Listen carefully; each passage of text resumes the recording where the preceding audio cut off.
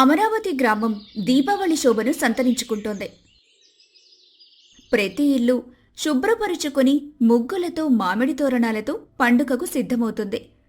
ఆ ఊరిలోని అత్యంత ధనవంతురాలైన సరోజ భవంతి ఇంద్రభవనాన్ని తలపిస్తోంది. ఎక్కడ చూసినా సేవకులు హడావిడి చేస్తూ భవంతిని సర్వాంగ సుందరంగా అలంకరిస్తున్నారు. సరోజ తన భవంతి అరుగు మీద ఒక రాజటీవీ ఉట్టిపడే ఆసనంపై కూర్చొని సేవకులు చేస్తున్న పనులను గమనిస్తూ ఉంది. ఆమె భర్త శంకరయ్య పక్కనే నిలబడి అంతా చూస్తున్నాడు. ఏమే లక్ష్మి, ఆ దీపాలు చూడు, అవన్నీ శుద్ధమైన ఆవు నెయ్యితోనే వెలిగించాలి. సాధారణ నూనె వాసన నా దరిదాపుల్లో కూడా రాకూడదు. ఈసారి మన దీపావళి వేడుక చూసి ఊరంతా ఆశ్చర్యపోవాలి. సాక్షాత్తు అమ్మవారే మన ఇంటికి వచ్చిందని అనుకోవాలి. మన వైభవం ముందు మిగతా వారి దీపాలు దివిటిల్లా కనబడాలి. అలాగేనమ్మా, మీరు చెప్పినట్టే అన్నీ సిద్ధం చేస్తున్నాం. 100 రకాల పిండి వంటలకు కావాల్సిన సరుకులు కూడా తెప్పించాం. సరోజా, ఇంత ఆడంబరం అవసరమా? పండుగ అంటే భక్తి ముఖ్యం కాని ప్రదర్శన కాదు కదా. మనకున్నదానిలో కొంత పేదలకు పంచిపెడితే అమ్మవారు ఇంకా సంతోషిస్తారు. మీకెప్పుడు ఈ పేదల గోలే. నా భక్తి ఎలాంటిదో, నా స్థాయి ఏమిటో అందరికీ తెలియాలి. నేను పెట్టే నైవేద్యం చూసి అమ్మవారే మురిసిపోవాలి. అంతేగాని ఎవరికో దానం చేస్తే నా గొప్పతనమేముంది? మీరు అనవసరంగా నా విషయాల్లో జోక్యం చేసుకోకండి. మరోవైపు అదే ఊరి చివరన ఉన్న ఒక చిన్న పూరి గుడిసెలో కాంతమ్మ, ఆమె భర్త రామయ్య నివసిస్తున్నారు. వారికి దుర్గామాత అంటే అపారమైన భక్తి. కాంతమ్మ తన గుడిసె ముందున్న చిన్న తులసి కోటకు అలుకుతూ ఉంది. ఆమె ముఖంలో పండుగ సంతోషం కన్నా ఒక చిన్న దిగులు కనిపిస్తోంది. కాంతమ్మా, ఏమిటి ఇంకా పని చేస్తూనే ఉన్నావు? కాసేపు విశ్రాంతి తీసుకో. ఏముందండి విశ్రాంతి? రేపు దీపావళి అమావాస్య. ఇల్లంతా దీపాలతో నింపాలి. కాని మన దగ్గరున్నది కేవలం ఈ ఒక్క కుండలోని నూనె మాత్రమే. దీంతో పట్టుమని 10 ప్రమిదలు కూడా వెలగవు. బాధపడకు కాంతమ్మా. మన భక్తిని అమ్మవారు నూనెలతో, దీపాలతో కొలవరు. మనసులో ఉన్న నమ్మకమే ఆ తల్లికి అసలైన దీపం. ఉన్నంతలో ఆ తల్లికి పూజ చేసుకుందాం, అంతే చాలు. మీరు చెప్పింది నిజమే. కాని పండుగ రోజు మన ఇల్లు చీకటిగా ఉంటే మనసుకి ఏదోలా ఉంటుంది. సరే, ఆ అమ్మవారే మనకు దారి చూపాలి. ఆ ఇరు కుటుంబాల సంభాషణను, వారి మనసులోని స్థితులను కైలాసం నుండి దుర్గామాత గమనిస్తూ ఉంది. ఒకరి భక్తి ఆడంబరంలో ఉంటే మరొకరి భక్తి ఆర్తిలో ఉంది. వారిద్దరినీ పరీక్షించాలని ఆ జగన్మాత సంకల్పించింది. అనుకున్నదే తడువుగా ఆమె ఒక వృద్ధురాలి రూపాన్ని ధరించి చెరికిన బట్టలతో చేతిలో ఒక చిన్న మట్టి ప్రమిద పట్టుకొని భూలోకానికి బయలుదేరింది. ఆ వృద్ధురాలు మొదటగా సరోజ యొక్క విశాలమైన భవంతి ముందు వచ్చి ఆగింది. ద్వారం వద్ద ఉన్న భటులు ఆమెను అడ్డుకున్నారు. ఎవరమ్మా నువ్వు? ఇక్కడికెందుకు వచ్చావు? ఇది బిచ్చగాళ్ళు వచ్చే ప్రదేశం కాదు. అవతలికి వెళ్ళు. నాయనా, నేను బిచ్చగత్తెను కాదు. నేను కూడా దీపావళి పండుగ చేసుకోవాలని ఆశగా ఉంది. మీ అమ్మగారిని ఒక్కసారి పిలవండి. చిన్న సహాయం కోసమే వచ్చాను. ఆమె దీనమైన మాటలకు భటుడు లోపలికి వెళ్లి సరోజకు విషయం చెప్పాడు.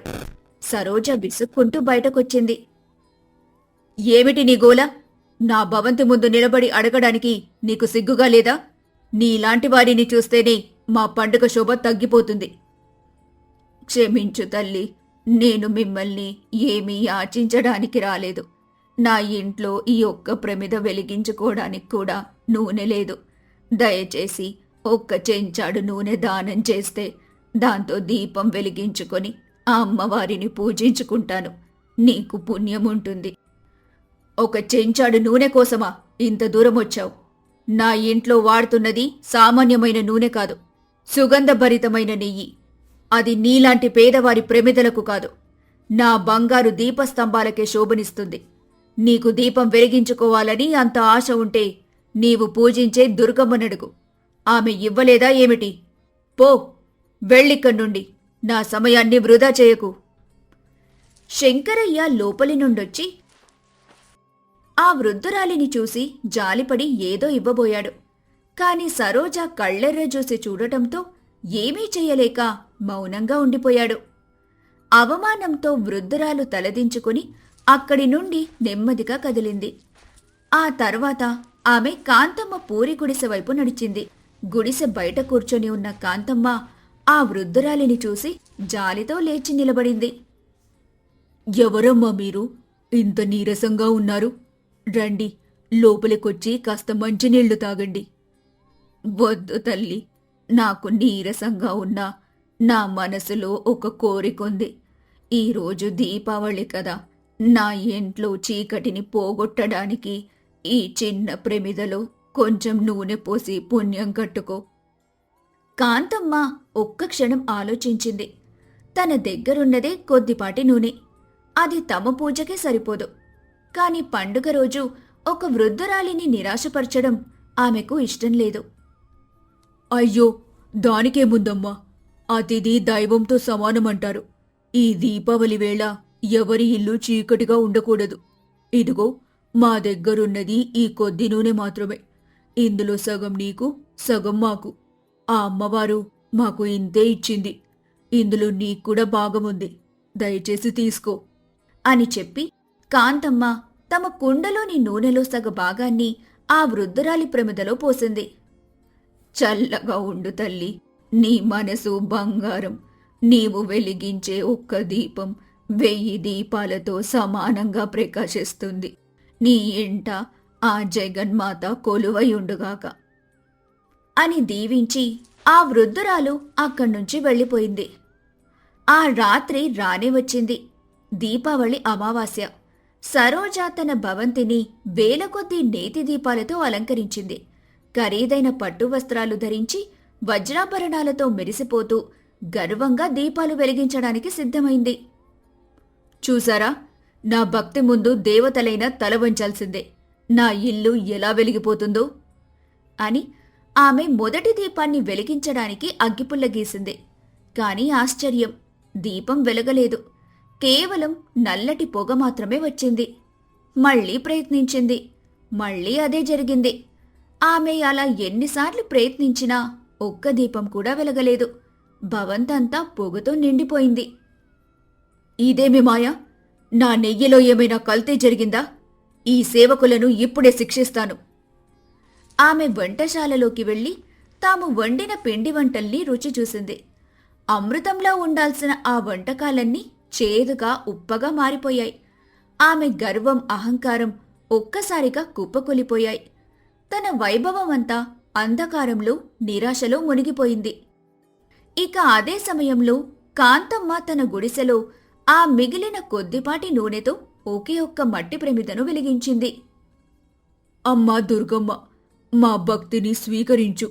ఈ చిన్న దీపపు వెలుగులో మా జీవితాల్లోని చీకట్లను కూడా తొలగించు తల్లి.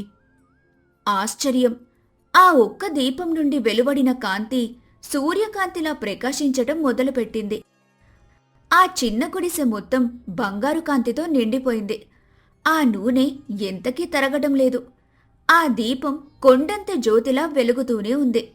వారు నైవేద్యంగా పెట్టిన సాదాసీదా అన్నం, పప్పు దివ్యమైన ప్రసాదంగా మారి అద్భుతమైన సువాసనను వెదజల్లుతోంది.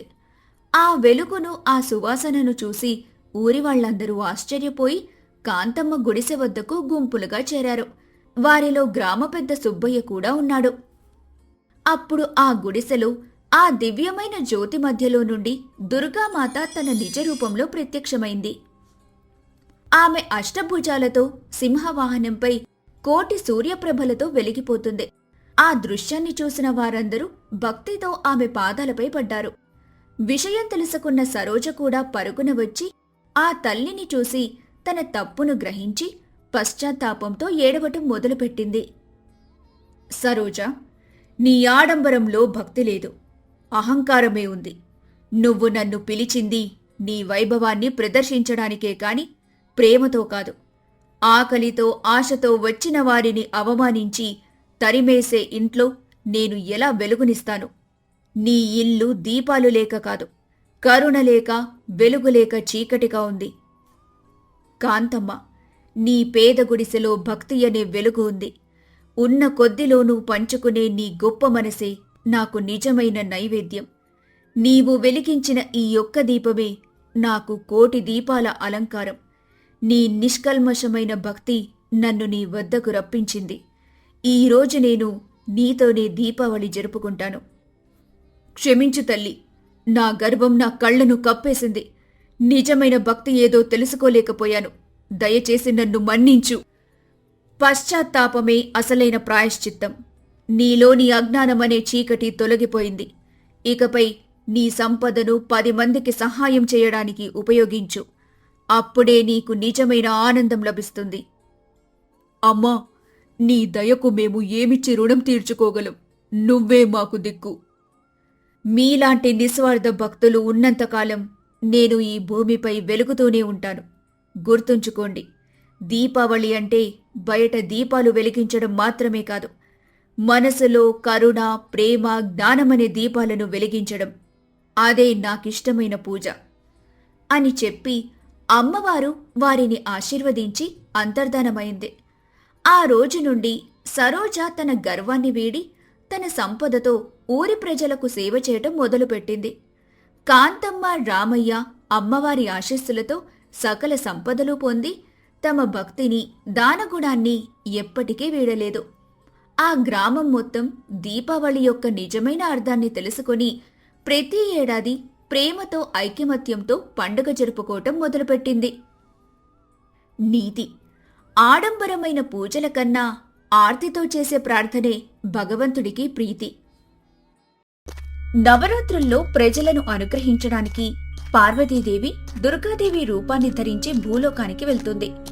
భూలోకంలో జరుగుతున్న వేడుకలను కైలాసంలో ఉన్న మహాశివుడు గమనిస్తూ ఉంటాడు. భూలోకవాసులు పార్వతిని ఎంతో ప్రేమతో స్వాగతం పలికారు. ప్రతి ఇంట్లో పార్వతిని దుర్గా రూపంలో ఆరాధిస్తూ ఉన్నారు. ఎక్కడ చూసినా దుర్గాదేవి మంత్రాలే వినిపిస్తూ ఉన్నాయి. అలా మహాశివుడు భూలోకంలో జరుగుతున్న దసరా వేడుకలను చూస్తూ ఉంటారు. ఇంతలో అక్కడికి వినాయకుడు, అలాగే కార్తికేయుడు వస్తారు. నాన్నగారు ఏం చేస్తూ ఉన్నారు? కైలాసంలో అమ్మలేకపోవడంతో మీరు చాలా బాధలో ఉన్నట్టు ఉన్నారు. అదేమీ లేదు పుత్రా, నేను భూలోకంలో జరుగుతూ ఉన్న దసరా శరన్నవరాత్రుల వేడుకలను వీక్షిస్తూ ఉన్నాను. ఓహో, అవునా? దసరా వేడుకలు ఎలా జరుగుతున్నాయి నాన్నా? వేడుకల గురించి వేరే చెప్పాలా? ఎంతో అద్భుతంగా జరుగుతూ ఉన్నాయి. భూలోకవాసులు అందరూ మీ అమ్మని ఎంతో ప్రేమతో మరియు భక్తితో పూజించుకుంటూ ఉన్నారు.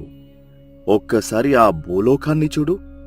దుర్గా నామంతో ఎలా మారుమోగిపోతోందో చూస్తూ ఉంటే ఒకసారి భూలోకానికి వెళ్ళి ఆ వేడుకలో పాల్గొనాలని నాకు కోరిక కలుగుతూ ఉంది. అలా మహాశివుడు వినాయకుడితో మరియు కార్తికేయునితో చెబుతాడు. మరి ఎందుకు నాన్న ఆలస్యం? భూలోకానికి వెళ్ళండి. మీరు అనుకున్నట్టుగానే ఆ వేడుకలో పాల్గొనండి. అవును నాన్న, అమ్మకి సంబంధించిన వేడుకలు మీరు లేకుండా ఎలా పూర్తవుతాయి చెప్పండి? మీరు కూడా భూలోకానికి వెళ్ళి ఆ వేడుకల్లో పాల్గొనండి. తప్పకుండా వెళ్తాను. ఒక సాధువు రూపాన్ని ధరించి భూలోకమంతా తిరిగి ఈ వేడుకలను ఆస్వాదిస్తాను. అలా మహాశివుడు ఒక ఋషి రూపాన్ని పొంది భూలోకానికి బయలుదేరుతాడు. భూలోకంలో గంగాపురం అనే ఒక ఊరిలో ప్రజలు అమ్మవారికి పూజలు చేస్తూ ఉంటారు. ఆ ఊరిలో శాంతి అనే ఒక మహిళ ఉంటుంది. ఆమె తన కొడుకుతో కలిసి ప్రతిరోజు అమ్మవారి గుడికి వెళ్తూ ఉండేది. సెలవులు ప్రకటించినట్టున్నారు, అందుకే రాజు ఇంత ఆనందంగా ఉన్నాడు. అన్నట్టు రాజు, అసలు నీకెందుకు సెలవులిచ్చారో తెలుసా? ఎందుకు తెలియదమ్మా, దసరా నవరాత్రులు మొదలయ్యాయి. అందరూ దుర్గాదేవికి పూజలు చేయడం మొదలుపెట్టారు. అందుకే మాకు సెలవులు ఇచ్చారు. పర్వాలేదే, బడికి వెళ్ళినప్పటి నుండి రాజుకి చాలా విషయాలు తెలిసాయి. నవరాత్రుల కారణంగా సెలవులు ఇచ్చారన్న విషయం నాకు తెలుసు. కాని అసలు ఈ నవరాత్రులు ఎందుకు జరుపుకుంటారు? నవరాత్రుల్లో అమ్మవారికి పూజ చేస్తారు. ఎందుకు చేస్తారంటే అమ్మవారు ఎవరో రాక్షసుణ్ణి సంహరించారు. అమ్మవారు రాక్షసుణ్ణి సంహరించారా? ఆ రాక్షసుడి పేరేంటి? అయినా అమ్మవారు ఒక రాక్షసుడిని సంహరిస్తే మనం 9 రోజులు ఎందుకు పూజలు చేస్తూ ఉన్నాం? దసరా వస్తే అమ్మవారికి పూజ చేయటం వరకే నాకు తెలుసు. వీటి గురించి నాకు పెద్దగా తెలీదు. ఒకసారి వెళ్ళి సర్పంచ్ గారిని అడిగిరా.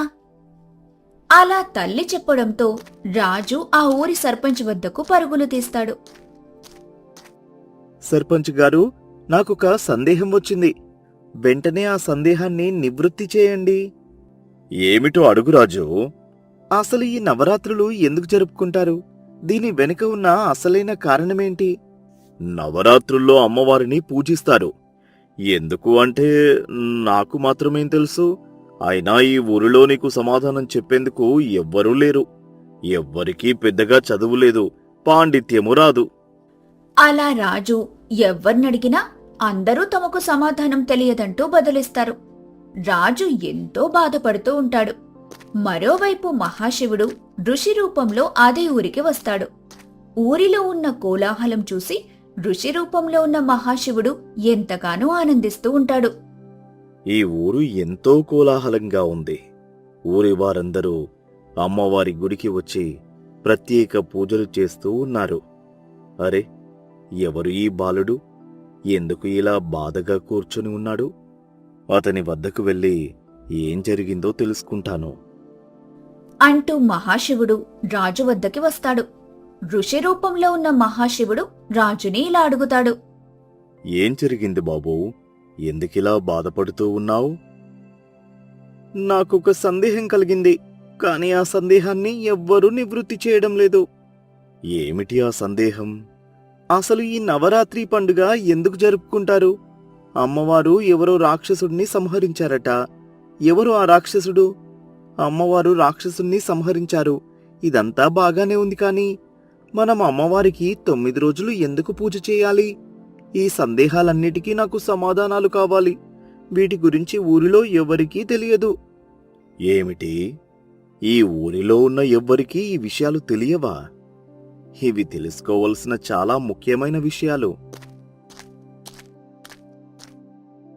నిజమే ఋషివర్యా, కాని మేము ఎవరం చదువుకోలేదు.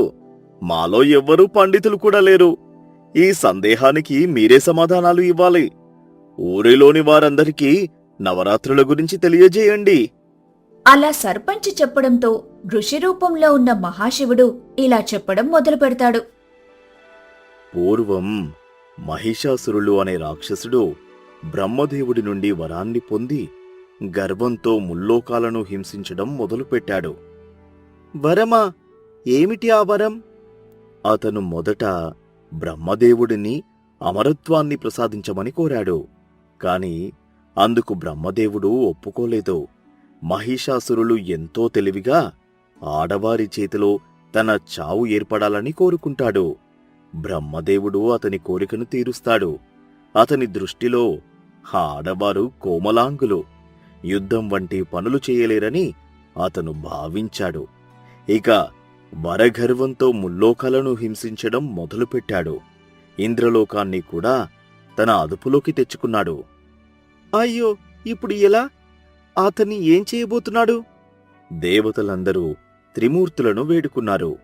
కాని త్రిమూర్తులు ఏమీ చేయలేని పరిస్థితి. ఎందుకంటే మహిషాసురుడి చావు కేవలం ఒక మహిళ చేతిలో మాత్రమే రాసిపెట్టి ఉంది. ఇక అందరూ కైలాసంలో ఉన్న పార్వతీదేవి వద్దకు బయలుదేరారు. పార్వతీదేవిని వేడుకున్నారు. మహిషాసురుడి బారి నుండి తమని కాపాడమని ప్రాధేయపడ్డారు. అప్పుడు పార్వతీదేవి అందరికీ అభయాన్ని ప్రసాదించింది. ఆమె మహిషాసురుడితో యుద్ధం చేసేందుకు బయలుదేరింది. అది చూసిన మహిషాసురుడు ఎంతగానో నవ్వాడు. ఆడవాళ్లు ఎందుకు పనికిరారని వెక్కిరించాడు. యుద్ధం మొదలయింది. ఓహో, ఆ తరువాత ఏం జరగబోతోంది? యుద్ధం మొదలయింది. అమ్మవారు మొదటి రోజున శైలపుత్రి అవతారాన్ని ధరించి మహిషాసురుడితో యుద్ధం చేశారు. శైలపుత్రి అంటే పర్వతరాజు యొక్క పుత్రిక అని అర్థం. దక్షయజ్ఞంలో పార్వతీదేవి తన శరీరాన్ని విడిచిపెట్టిన తరువాత పర్వతరాజైన హిమవంతుని ఇంట కూతురిగా పుట్టింది. ఈ అమ్మవారినే మనం శైలపుత్రీదేవి అని అంటాం. శైలపుత్రీదేవి మొదటి రోజు యుద్ధాన్ని చేసింది. ఎంతో మంది రాక్షసులను సంహరించింది. రెండో రోజు అమ్మవారు బ్రహ్మచారిణి రూపాన్ని ధరించారు. అంటే అమ్మవారు మహాశివుడిని తన భర్తగా పొందేందుకు తపస్సు చేసింది ఈ రూపంలోనే. చేతిలో కమండలం అలాగే జపమాలతో ఈ అమ్మవారు మనకు దర్శనమిస్తారు. ఈ అమ్మవారు రెండవ రోజు యుద్ధాన్ని చేశారు.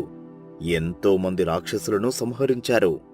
మూడవ రోజు అమ్మవారు చంద్రఘంటాదేవి రూపంలో దర్శనమిస్తారు. ఈ అమ్మవారు ఎంతో క్రోధంతో ఉంటారు. అలాగే చంద్రునితో పాటు గంట ఆకారంలో ఉండే కిరీటాన్ని ధరించి ఉంటారు. ఈ అమ్మవారు కూడా ఎంతో మంది రాక్షసులను సంహరించారు. ఓహో, అమ్మవారు ఒక్కో రోజు ఒక్కో రూపాన్ని ధరించి యుద్ధం చేస్తూ ఉన్నారన్నమాట. అవును.